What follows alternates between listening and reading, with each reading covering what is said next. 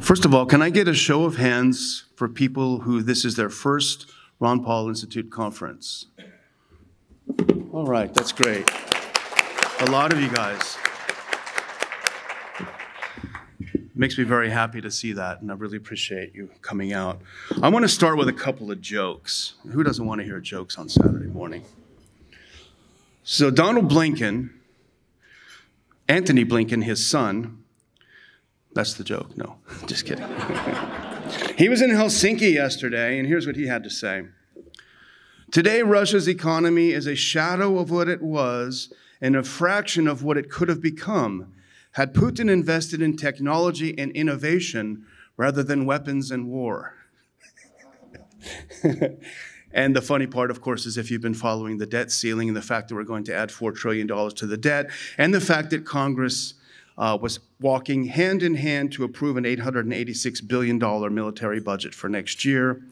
We've already given $100 billion to Ukraine, and according to The Economist, Russia has spent only $67 billion on the war in Ukraine. So, and here's the second joke. Our illustrious Secretary of Defense, Lloyd Austin, was in Singapore, and here's what he had to say. The U.S. is doubling down on encircling China's military because there's no room for intimidation, bullying, or coercion. So look around, everyone. Look around at your neighbors. Look around at people you're sitting with, people across the room. You're the remnant that Dr. Paul talks about. You're making time on a busy Saturday and busy lives to come out and see us in Houston because you care about peace and prosperity and liberty and freedom. You making the time, you're the remnant. Now, I selfishly choose speakers for these conferences because they're people who I want to hear, and I hope that you want to hear as well, and that's extremely important. But perhaps at least as important is for all of us to get together and get to know each other. And in just fact, happened over at our table. I said, oh, you know them? Of course we do.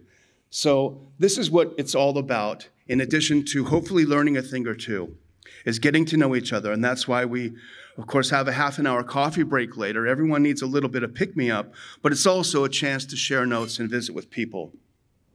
So let me start with a couple of introductory remarks in terms of housekeeping. I want to thank our sponsors for this conference. You'll see them, they have a little tag that says sponsors, and they're sitting up in front. These are the people who help us with a very difficult and expensive task of putting an event like this on, and they are enormously appreciated. We cannot have a conference without them being part of it, and so I do want to give them a round of applause.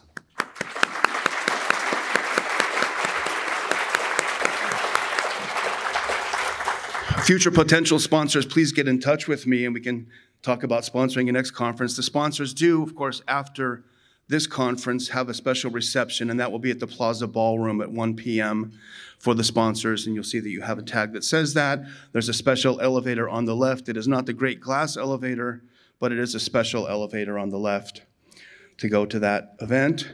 And also, another thing, if you are here for the day and you day parked, you can get a reduced rate if you go to the front desk, so they won't take all of your money for parking. I want to thank our speakers. As always, the speakers come here on their own. They donate their time to us to help educate us and enlighten us, and we are extremely, extremely appreciative of our speakers.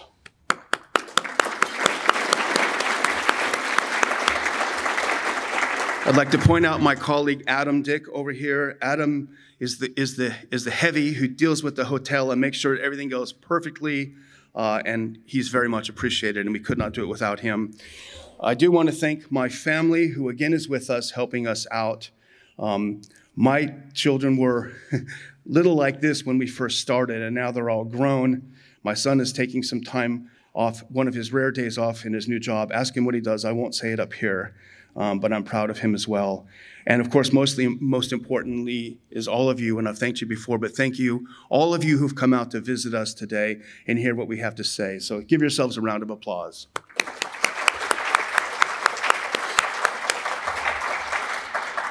Now, some of you know this. This is the 10th year of the Ron Paul Institute. This is our 10th anniversary year. Dr. Paul and I can hardly believe it. I know. They said we wouldn't last a year. They said we wouldn't last 2 years. But how we did it is slow, steady progress and the support of all of you. It's easy to raise money for a political campaign. It's harder for an educational organization that's pushing for peace and prosperity. The Ron Paul Liberty Report. Has anyone watched that or listened to it? I can't believe, Dr. Paul, we started that 8 years ago, doing it every day. And in fact, the person who's behind there is someone who you don't see, who's behind the scenes, and that's Sircon Ash. He is our man in the studio. He pushes the buttons and turns the dials and makes the magic happen. And we're proud of that. So for us at the Liberty Report, COVID was a baptism of fire. We had been cruising along on YouTube just fine. Everything was good. And then COVID hit. And all of a sudden, we hit a brick wall of things you couldn't say.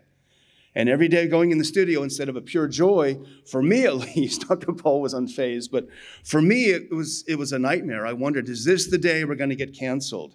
Is this the day it was going to be the end? We're going to get 3 strikes, you're out. You can't say that. They'll never say what you can't say, but if you say it, well, you're going to be toast. So it was very, very stressful for us, but we worked hard to build up the show, and the show was kind of the flagship of the Institute, aside from our conferences.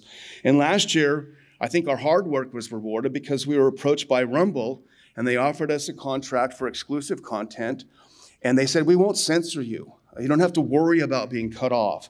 So I think that was really a positive and a good move, at least for me psychologically and for the show at least.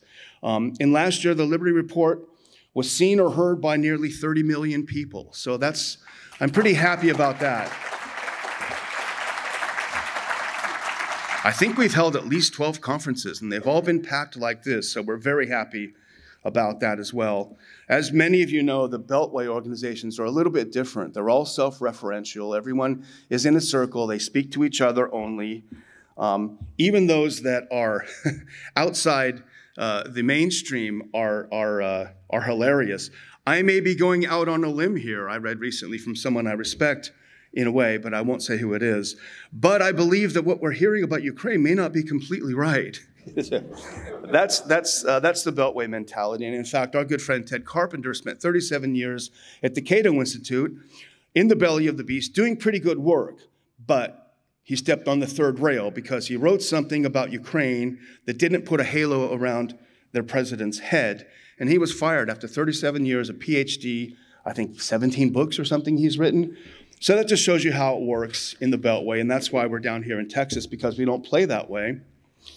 We don't answer to Charles Koch. We don't answer to George Soros. We don't answer to Daddy Warbucks. We answer to you, really, to be honest. That's what it's all about. So if you look at your program, you will see a QR code. If you do want to help us with a tax-deductible donation, we certainly appreciate it. Now, this conference, I was racking my brain thinking of what's the theme, and this is while I was working with Dr. Paul, putting his new mini book in production. And the theme of this was inspired by his book, because his book is, and I won't give it away because we're still in production, but it's about lies, and it's about a great coup, and it's about the destruction of the American Republic. And it really felt like this is what we need to talk about, the lies that were being told. So that was what inspired the theme of this. And we'll explore through the speakers different aspects of that theme. Pilate asked Jesus, what is truth? And I think that's one of the most monumental, it's the most consequential interrogation of all time. And that, I think, is true whether you are a believer and believe that Jesus Christ came as our Savior, or whether you look at the Bible as a very, very important piece of historic literature. However you view the Bible, that is most consequential. What is truth? Now, of course, the mission of Jesus, whether you believe him to be an historic figure or whether you believe it to be literature, was to come to earth and restate truth and reassert truth in a world of lies. So whatever your religious views, the importance of this being recorded for all history, I think, is self-evident. Truth is the basis of trust. It's the basis of our relationships with each other, whether it's man and wife or friends or even in the commercial sector. Truth is the basis of everything that we do. Truth is now being tortured. Truth itself is on trial, and I think we all know that. And I think authoritarian societies, the first thing, of course, they target is truth. The ruling power maintains a monopoly on truth in authoritarian societies. Think of the Orwell's 2 + 2 = 5. That is what they enforce. The new Soviet man, the Aryan Superman in a 1,000-year Reich, they feel they have the monopoly on truth, and truth is not open for debate. It's not open for the scientific method. It's not welcome. What is truth in these kinds of societies? It's what the people with the power to crush you tell you is truth. Truth is malleable in the hands of ambitious, amoral, power-hungry individuals. So we've been in constant war, and it's been accelerating for at least the past 6 years. It's intensifying. Over and over, we're being told that 2 + 2 = 5, and you better believe it. Each lie is no sooner debunked than another more monstrous lie emerges. And let's look through a couple of the most important ones. Of course, we started with Russiagate in 2015 and 2016. We were told that none, no less than Vladimir Putin himself, decided that he wanted to have Donald Trump elected, and he did everything he could to make that happen. Well, many of us didn't believe it at the time, regardless of how we feel about Russia or Vladimir Putin, because it just sounded dumb. Why would they do that? It didn't make any sense. And of course, we fought back, and we were called Trump supporters and right-wingers, or whatever you want to call us.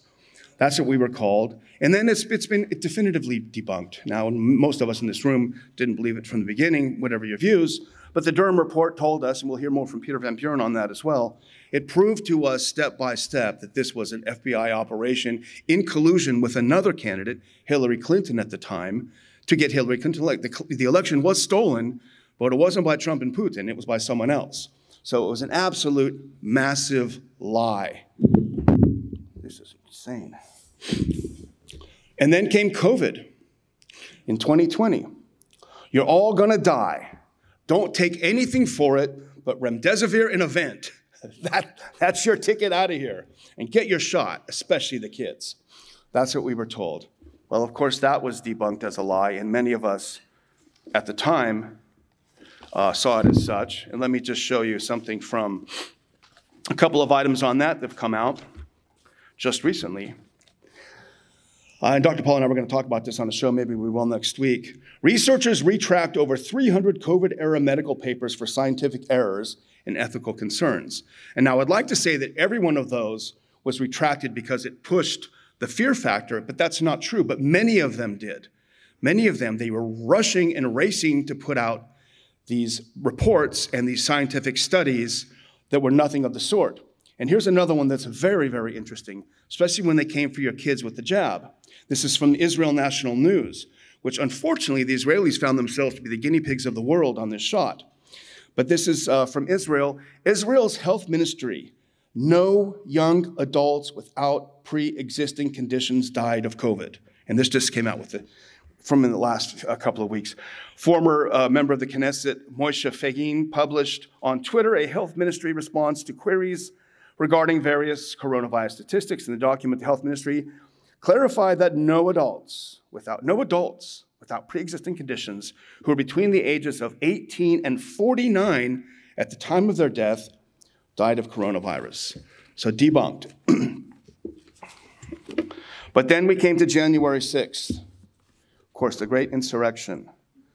The election being stolen by Trump and Putin and his cronies. Well, the video surveillance has been released. We've seen some of it. And from what we've seen so far, we haven't seen who planted those pipe bombs. I wonder why. But from what we have seen, it looks a lot more like Nancy Pelosi colluding with the Capitol Hill cops to do a cook-up, to do a fake insurrection, to settle once and for all any doubts about why, when we went to bed on the night of the election, Trump was ahead by a landslide, and when we woke up, gosh, he lost, regardless of what you think about Trump. So that was all cooked up. But I think the biggest one we're facing now, the biggest lie, of course, is Ukraine. And it's biggest, I think, primarily because the others were horrible. But now we're facing World War III. We're facing a real possibility of World War III. So the lies about Ukraine, a plucky democracy, we've got to support them because of the domino theory, ironically, that's long discredited idea that if we don't go into Vietnam, well, those commies are going to take over Southeast Asia, and they're not going to stop till they get to Kansas or something, you know? If we don't stop Putin in Kiev, he's going to be knocking at our back door. You better believe it. I don't know what he would want with New York, because nobody else seems to want it, but that's how it is. So the idea, of course, is a neocon, and I use that term broadly, meaning neoliberals and neocons, the warmongers, to overthrow Russia, which is what they've wanted to do for decades. And now they think they've gotten their chance, but as always, they've botched it. Botching it when it comes to Iraq was bad. You know, 1 million innocent people died. Botching it when it comes to taking on Russia and overthrowing their government is orders of magnitude worse because they have nuclear weapons. So, of course, we know that Ukraine was no plucky democracy. The church is outlawed. Opposition media is outlawed. The opposition party is outlawed. Now, this may be an ideal democracy for Washington, right, where all opposition is outlawed. But for those of us who are normal, that's not really the great democracy, especially as the recipients of $100 billion of our dollars to prosecute this war. So none of this is new. None of these lies are new. We've been lied to all along. It goes back to the founding of this country in some ways. All wars are cooked up and based on lies, except for wars of defense. But something new has happened here. And I think that's what's so important. We did talk about it on the Liberty Report. But all of a sudden, at least as far as we can tell, the state has partnered with the private sector to bypass the Constitution. You know, the state is not in because we have the Bill of Rights, thank God.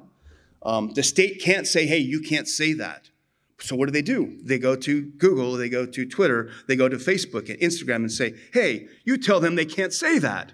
Well, we don't want to do that. Well, you're going to be in trouble. We're going to drag you up before Congress again, and someone's going to yell at you, and you're going to have all sorts of other problems. So this is how they've been able to bypass the Constitution, and that's an enormous danger to all of us. Because, yes, lockdowns, mask mandates are horrible, but you can protest them. There's something concrete, right? And we did up in Lake Jackson when they had it. My kids and I went and protested the stupid mask mandates on the street. But you can't protest this because it takes away your very ability to express your thoughts, right? You disappear. You literally disappear. Nobody can hear you if you think something's wrong. If you think Ukraine is not a plucky democracy, if you think putting a vent down your throat is not a good idea, right? You can't, you disappear. And that's what's different. And that's why you have a phrase coined by Mike Schellenberger, who was involved with Matt Taibbi in the Twitter files releases. He calls it the censorship industrial complex. And I think it's a terrific, terrific way of expressing what we're talking about. And in fact, Schellenberger was before Congress a little while ago, and he had a couple of sentences that I think encapsulate it much better than I could. And if you will indulge me, I'll read a couple of the things because I think it is so important. This is his congressional testimony. He said, in his 1961 farewell address, President Dwight Eisenhower warned of the acquisition of unwarranted influence by the military-industrial complex. That was a quote. Eisenhower feared that the size and power of the complex or cluster of government contractors and the Department of Defense would, quote, endanger our liberties or democratic processes, end quote. How? Through, quote, domination of the nation's scholars by federal employment, project allocations, and the power of money, end quote. He feared public policy would, quote, become the captive of a scientific technological elite, end quote. Eisenhower's fears were well-founded. Today, American taxpayers are unwittingly financing the growth and power of a censorship industrial complex run by America's scientific and technological elite, which endangers our liberties and democracy. I'm grateful for the opportunity to offer this testimony, etc. I think that captures perfectly the danger and what we're facing here about this. So that is why I think that the Twitter files is probably the most significant victory for truth, I would say definitely since Snowden, but maybe at least since the Pentagon Papers. The fact that they dove in, they showed us what was happening, the man behind the screen and what he was doing. It was unbelievable. It was absolutely remarkable. And thanks to people like Matt Taibbi and Schellenberger and Ari Weiss and many others who worked on it, we know that things like Hamilton 68, that was supposed to be a dashboard to figure out who was passing on misinformation. Well, that was funded by the US government, who didn't want you to say certain things, and so they funded a NGO to create a dashboard. And we know now from the Twitter files that even Twitter's employees, even the guy who was not a great guy, he said, this is all BS. There's nothing in this, when they were told. So we know that. We know that the FBI was involved in Twitter and all the social media, trying to, giving lists of people who should be banned. The CIA was involved in getting people banned. So we know how much the government has been colluding with the private sector to silence Americans who held views that they don't like. And I'm going to close with another great quote from Schellenberger, and I think this explains the trajectory that we've been on, and I think it's good to understand this, what's happening and what the implications are. And I don't have any answers of how to fight successfully against it, but I think the first step is to understand what it's all about. And this is Schellenberger from his congressional testimony. Importantly, the bar for bringing in military-grade government monitoring and speech countering techniques has moved from countering terrorism, remember that, to countering extremism, to countering simple misinformation. The government no longer needs a predicate of calling you a terrorist or extremist to deploy government resources to counter your political activity. The only predicate it needs is simply the assertion that the opinion you expressed on social media is wrong. That's the danger we face. Thank you very much.